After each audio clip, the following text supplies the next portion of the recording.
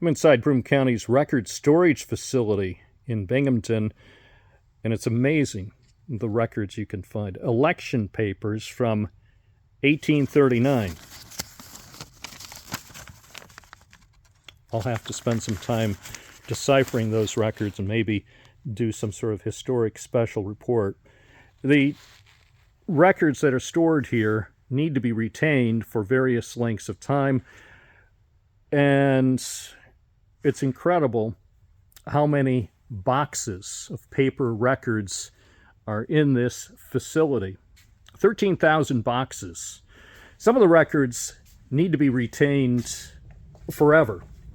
You notice some are permanent records and they cannot be destroyed. Others only have to be retained till a certain date. And those boxes have a label that shows when they can be actually destroyed. So the records are kept here. It's a climate-controlled facility in a nondescript building. You'd have no way of figuring out that a lot of records are being stored here. Here are some of the boxes of records that will soon be destroyed, shredded. They say 2025. Probably they'll be destroyed in the coming weeks. But it's just remarkable.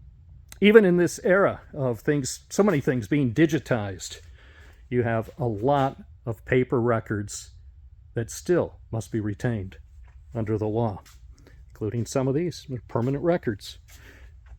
A fascinating place inside the record storage facility for Broome County.